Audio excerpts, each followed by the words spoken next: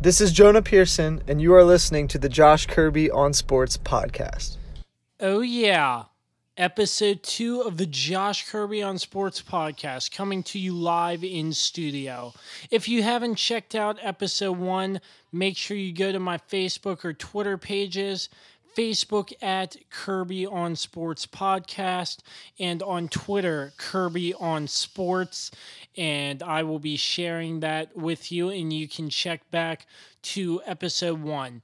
I also have an email, so if you have any questions for the podcast, you can email me, kirbyonsports@gmail.com. So, let's get into it. A big week 1 for college football.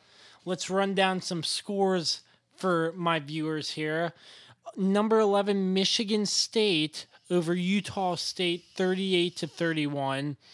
Ohio State, without Urban Meyer, currently serving his 3-game suspension for that whole coach's incident. I mean, I don't really know what it is.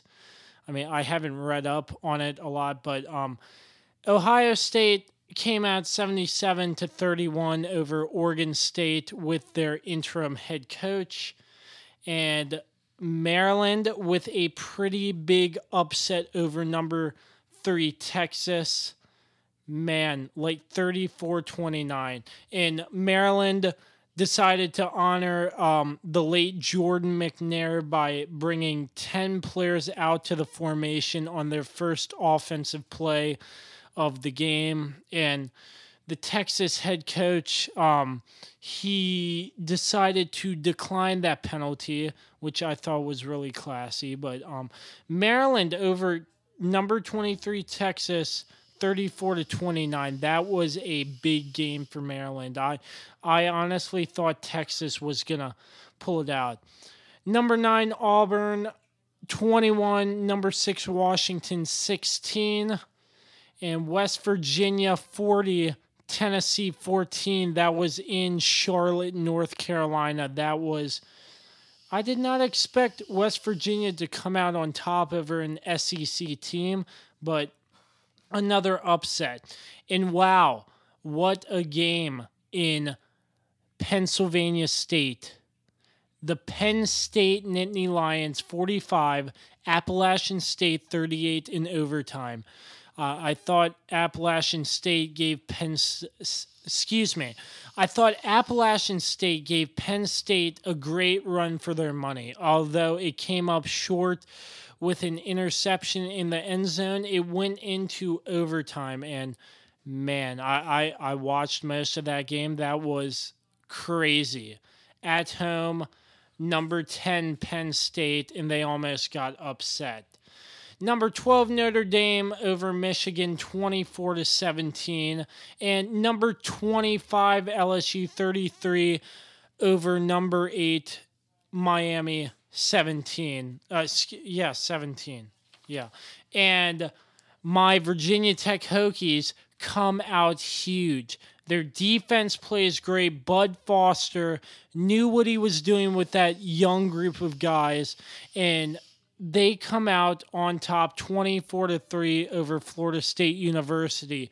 Florida State with Willie Taggart as their new head coach. It was his first game for FSU, and they just looked like it was, it just looked, DeAndre Francois, the whole offense just looked rushed and pressured, like they didn't really know what they were doing. And DeAndre Francois came back from a serious knee injury last year. I think it was knee. Yeah. Jeez. Yeah, I'm pretty sure it was the knee injury. Those knee injuries get you a lot, but they just looked rushed. And Florida State had 5 turnovers in that game. Virginia Tech's defense came up huge, including 1 blocked punt return for a touchdown. That was amazing. And as you know, the NFL season kicks off on Thursday with the Eagles and Falcons. Oh man, hopefully the Eagles will lose, but Nick Foles starting that week 1 after Doug Peterson did not clear Carson Wentz for practice. So, yeah, I mean, that's a good thing for the Eagles because, I mean, no need in rushing Carson Wentz back when you have 2 very good quarterbacks. So, pretty much that does it. Let's look over some more matchups for the NFL really quick as I grab my smartphone. I set that down really quick. We also have some matchups as 425. My Redskins go to Arizona to face the Cardinals. San Francisco playing Minnesota. Kirk Cousins, I'm excited to see how he does for Minnesota. My bold prediction this year in the NFL, the Vikings and the Jags in the Super Bowl, and the Vikings win it.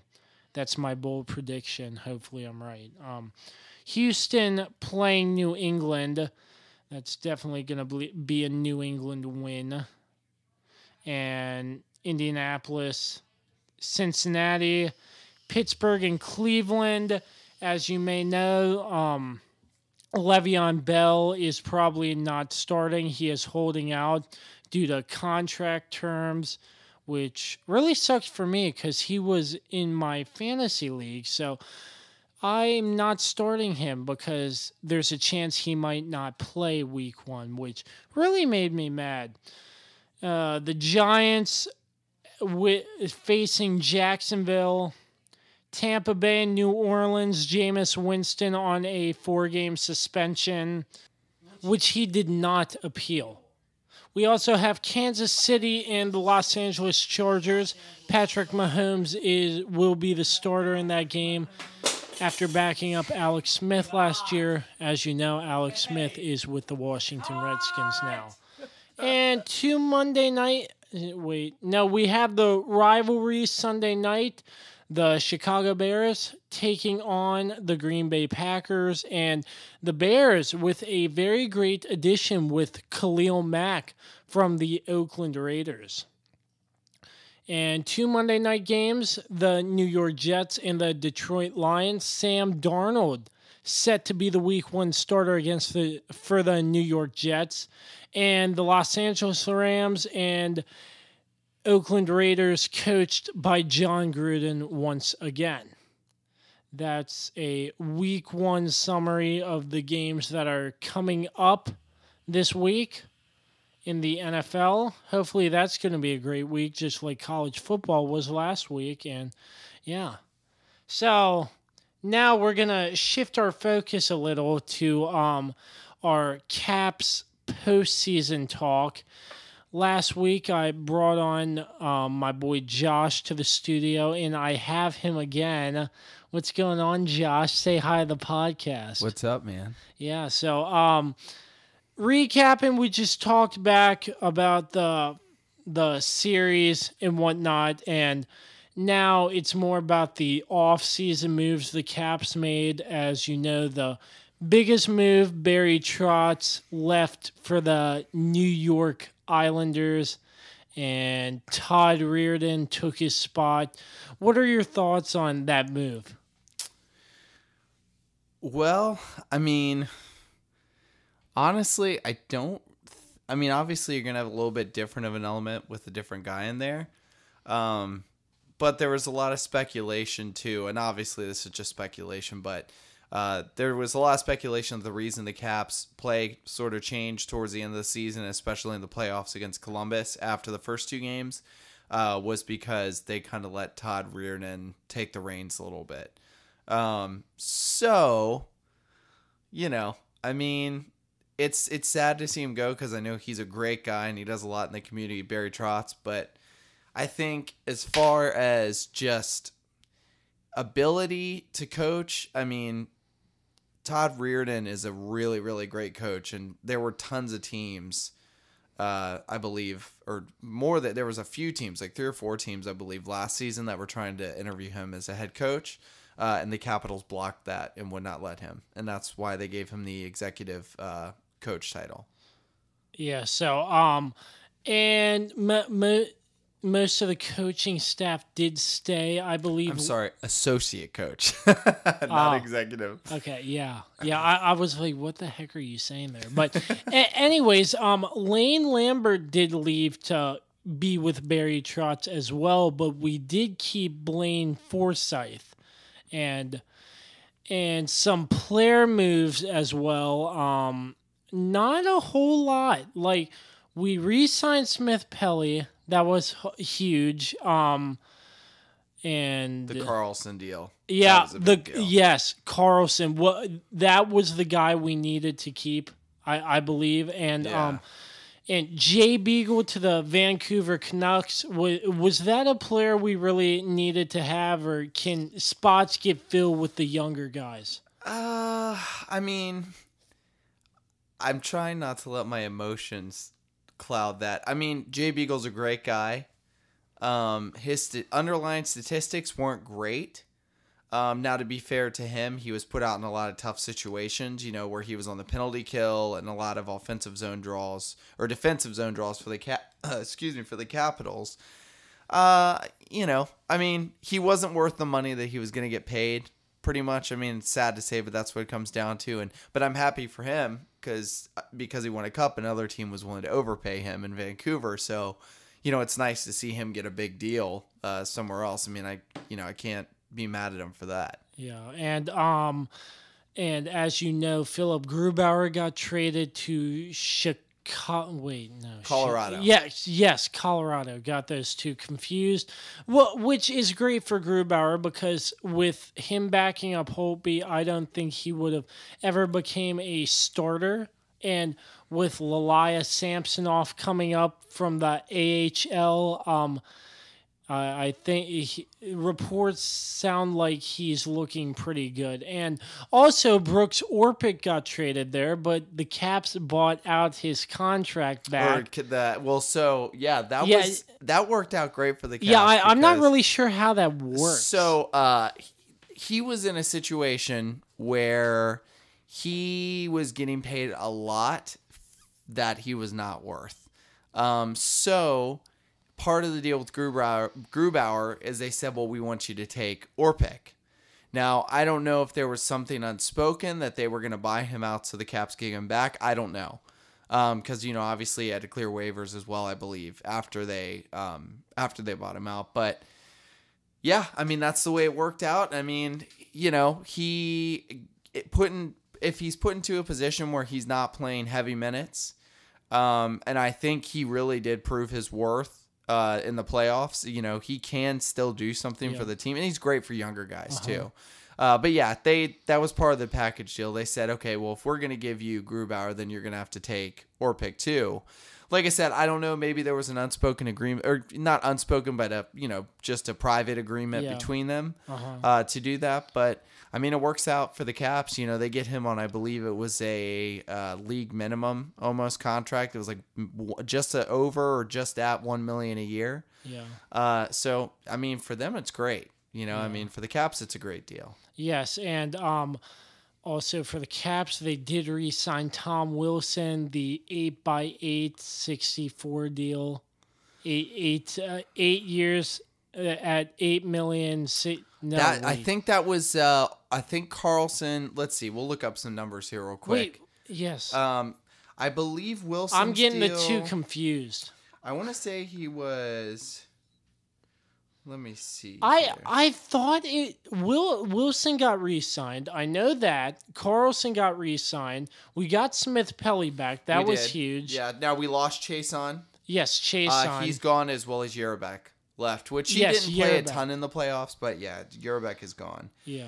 Let me see what Tom Wilson. But some of the young guys I believe they will step up, like in the absence of some other guys, but not really a lot has been lost for the Capitals besides their head coach and a few other players, but like nothing big. Like our franchise players are staying, and like the guys who like play well and know how they're getting the job done, and yeah, I mean the good thing is they pretty much, for the most part, were able to keep the band together, so to speak. Got numbers on that Wilson contract. 5.17 a year is going to be about what his average is. That's a $31 million contract for 6 years.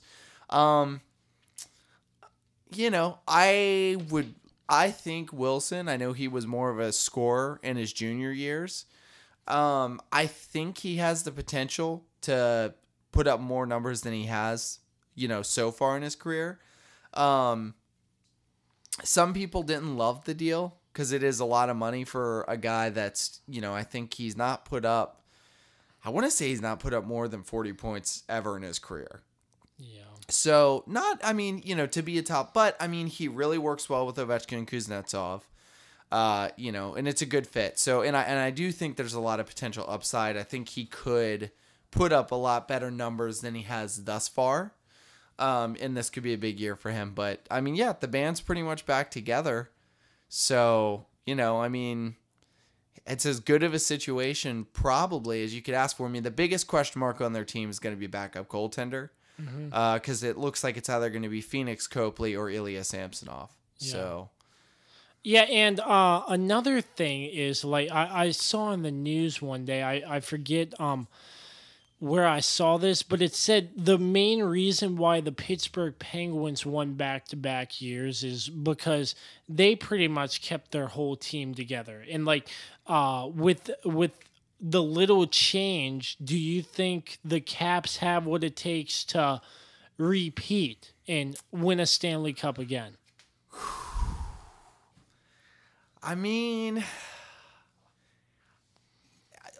You would say that they would still be a contender.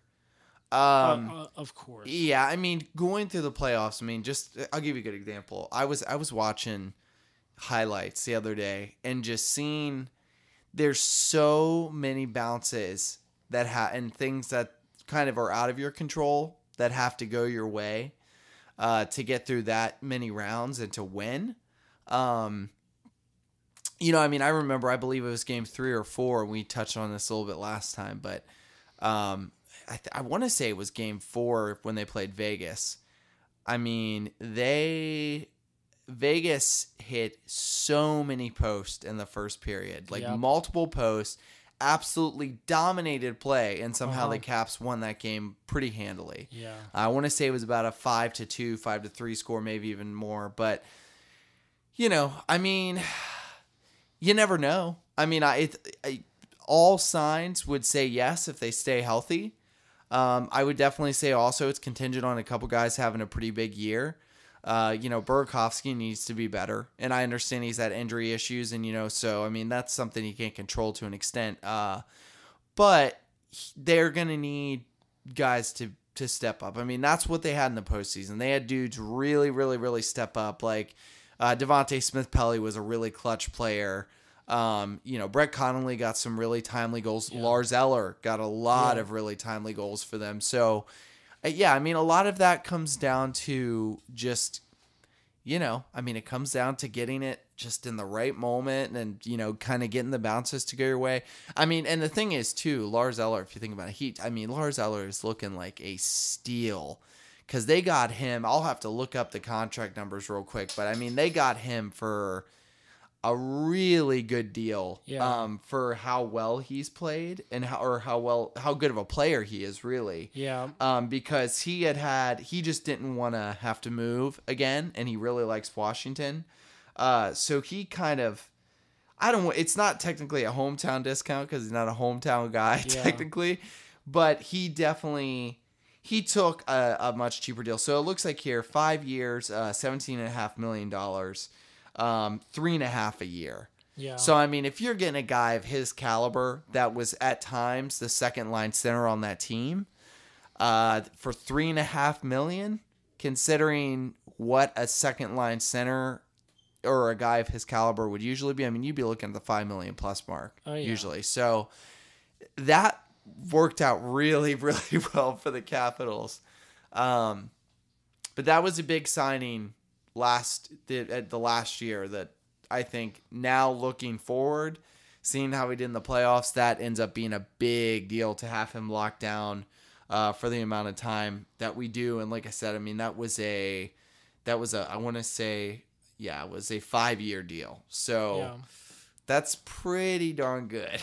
Yeah, and like keeping the band together, I completely agree with you. Like there's some stuff that has to go their way. Like obviously, hockey is sort of a game of chance when it comes to the post hits and stuff like that. But for the most part, I agree with you. I think we are definitely going to be a contender next year, and hopefully the Caps will do great things. And they open up the season October 3rd for their banner raising night against the Boston Bruins. Which is such a... I mean, come on, NHL. Let the Penguins be there. Yeah. They raised the banner, I believe, in front of us last year. That's some bullcrap, I think. Yeah, but then the Penguins open up their home opener with the Caps. So, I mean, like, I don't agree with that. I feel like the Penguins should have been there to watch the Caps raise a banner to the roofs. And on a side note, those tickets are so expensive. Oh, it's ridiculous. Even for season ticket holders, it was crazy. Yeah. Which I don't know. I guess you can kind of do whatever you want when your team wins the cup to an extent, but yeah, I wasn't crazy about that. I wasn't crazy. I think that's kind of, to do that, especially to the, to the season ticket holders who have been there for so long, to jack the price up that much, I mean, what are you going to do? Yeah, well, I was honestly thinking about going to that game, but when I saw ticket prices, I was like, oh, yeah, my couch and TV and free food for my fridge would be just fine for me. Yeah. Well, I'm with you on that one. Yeah, so, anyways, why don't you tell me about your adventure at the Stanley Cup Parade, because you actually got to go. And what a time that was. I watched it on TV because I had to work. I was hoping I could go, but... you were going to go with us, yeah? Yeah, I was planning on it, but work just got in the way and I couldn't, so I just watched from home. But anyways, tell me about your adventure, because it seems like you had a lot of fun. Well, left early, really early. Rode Metro, which was fun. It was pretty busy. Excuse me. It was. Excuse me. Somebody's it's like I'm waking up for it now. No, it was awesome. We got there pretty early. We're able to watch the parade, and just seeing the cup in person. I think it's one of those things where I know you feel this way too. You dream about a championship, and especially for me being, obviously hockey is my favorite sport. You just don't think it's really ever going to happen. And when it does, it is just incredible. I mean, we went down there. It was crazy packed. Ended up going to the rally after, which was amazing. Yeah. I mean, it was just great. I mean, Tom Wilson ran by us, right beside us, and I was like, oh, that's Tom Wilson, running by, giving people high fives and stuff, and getting to see Ovi hoisting the cup. I mean, it was pretty incredible. It's one of those things that you never, a championship in any sport is very hard, but, I would argue hockey, just with all the bounces and all the things that have to go your way throughout, several, 4 rounds, 7-game series. I mean, that's tough. You got to have a lot of things go your way. So you don't ever know when you're going to get to see that again. So I was really glad I was able to go, and it was electric down there. I mean, Joe B was there announcing, and Wes Johnson, John Walton. Yeah, it was great, man. Wes Johnson screaming, "Unleash the Stanley." Yeah. Unleash the Fury, but now unleash the Stanley. And then we got the back to back. Oh, back to back. Yeah. That's a chant TJOC. that I'm probably going to use a lot this season on Twitter and stuff, because I want to see the Caps go back to back, just like the Penguins. Well, wouldn't that be great? Well, the thing is, once you have it, then you just want it. every single year. Yeah, because you that don't get to feeling's keep incredible. it the whole year. No, I mean, that feeling is absolutely incredible, I think. And, it's definitely, I don't think anybody can argue that is the most special trophy in sports. Oh, yeah. Given the history and everything. So big, too. Yes. Like, they have to take rings off to add more for next year. And Well, that's not even the real cup. Like, No, real cup's in the Hall of Fame. So, actually, it is the real cup. But when they do events and stuff, they do have another cup that they use sometimes. Now, from what I understand, the top cup itself, if I remember correctly, I can't remember the exact specifics on this, but I think the top portion of the cup is in the Hall of Fame. And then there's a different one now that's on it. But the original top portion of the cup is in the Hall of Fame because it's very delicate. But yeah, the Caps partied pretty hard this summer. They all those cup stands bent the top of the ring. I don't know, the top of the cup. I don't know if you saw that. It was all warped. It was pretty wild. Yeah, well, they just banned cup stands, which... Yeah, I think the Caps may have had something to do with that. Yeah, but anyways, like the cup itself, I was watching a YouTube video about like the history of the Stanley Cup and like what happens if it gets lost or something, and like I heard all these weird stories about like one team threw it in a fire or something, like all this crazy stuff that happens, and I'm like, wow, just because they won a trophy. Like, I don't think anybody would do that to a Lombardi trophy. Well, the Lombardi trophy is obviously not one trophy. It's a new one made for every Super Bowl, too. So. Yeah, which is smaller. But what I first thought, like, do they make a Stanley Cup every year? Because it's huge. But apparently they don't, and... and that's what makes it so special. Because you pass it around every year. And every guy that's won the cup, his name's on there. Yeah. Which is almost incredible. Every guy. Like, they don't have room for, like... Certain people, you have to play a certain amount of games in the playoffs. Yeah, like it's the regular season or playoffs. Yeah, Madison Bowie, I don't think his name's going on there because he was a... add-on like as a reserve in the Stanley Cup, but I don't think he played enough games. Like, you have to meet a certain playing game criteria and stuff. Yeah, there was a few guys I think for the exception of goalies and stuff. I think you have to either play a certain amount in the regular season or it's something like that, because I know Bowie, Gersich, Walker, a few of those guys didn't get their name on the cup, which is it's not that big of a deal. You still got the cup. You got to party with them. You got to hold it. And it would be great to see some of those younger guys play this year and get their name on the cup. Oh, yeah. Like, that'd be huge. People stepping up. Not a lot of absences. Like, not a lot of people gone. But step up where needed. And hopefully we'll get the job done. Now, I want to talk about something with you. What? I know you haven't watched the final episode yet, but what did you think so far what did you think of the Hard Knocks this year? Oh, man.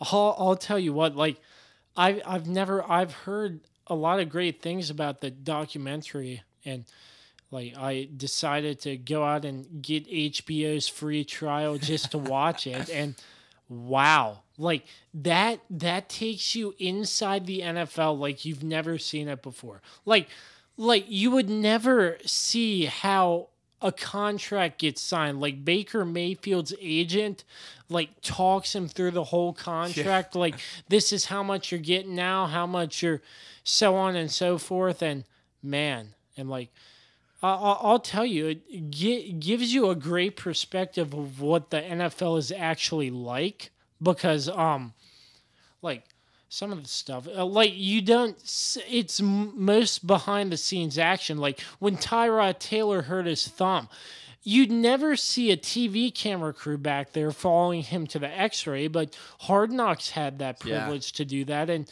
man, that was crazy. Now, here's my real question for you. Browns this year, 0-16 last year, obviously. Yeah. What's your prediction? Man, that's a tough one. I'll tell you this. I think they're at least gonna win one game. Yeah, one. Honestly, I think they can win a couple. They'll do better than 0-16 in my opinion. I think Tyrod's great for the Browns. I really don't know why Buffalo got rid of him, but Yeah, I didn't get that too much either. yeah, and Buffalo's starting Nathan Peterman week 1, and last time he went in for Tyrod Taylor, apparently Tyrod got benched last year, and Nathan Peterman started the next game, threw 5 interceptions the first half. Yeah, I mean, yeah, I feel I know I'm biased because I have a bet going on with my boss at work. I think I don't know that they're going to be a playoff team, but I think they have a very strong chance of going 500. Yeah, well, I mean that's a realistic goal, 500 maybe, but I still think they have a lot to work on. You know, like 0-16, they're just taking steps. I really don't know what they'll do, but I think they can win a couple good games, and they won't be 0-16. That's for sure. And yeah, but that Hard Knock series, that's a great series, and if you haven't watched it, go out and watch it because Absolutely. Yeah, I mean it's amazing.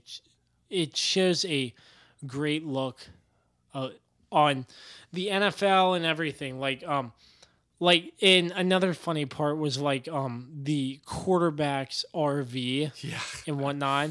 And what about the nap center place? Yeah. Yeah, that's pretty cool. They have a trailer just so you can sleep. Yeah. Yeah.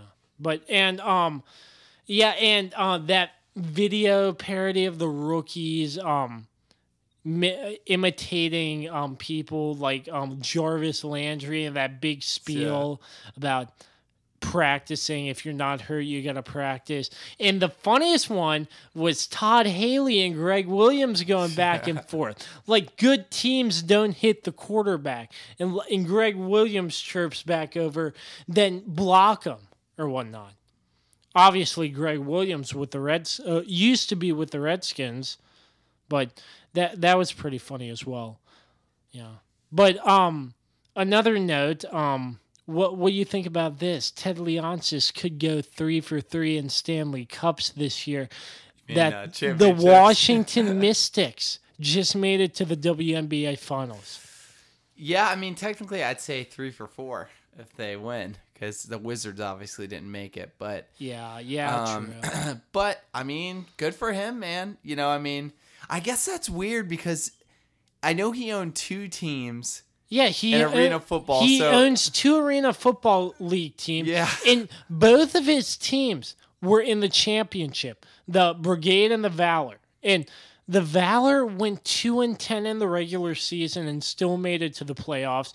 Obviously, which is weird, because then it's like, what is he like? Does he break even there? Because he owns both teams, you know? Yeah, I'm not really sure, but there aren't as many AFL teams, so I think everybody makes it to the playoffs. There's some sort of weird playoff format, but I just followed them on social media, and I was like, wow, they went from 2-10 and made it to a championship and won. But the Washington Mystics with Elena Del Don, man, she got injured, she came back, they hustled through it, and now they're going to the WNBA Finals. It's crazy. Yeah. So, yeah. And one more thing for you. Ted Leonsis brought a football championship to Washington before Dan Snyder did. That's the truth. Yeah. But anyways, Josh, thank you so much for joining me Absolutely. in the studio again. This is all the time we have for the podcast today.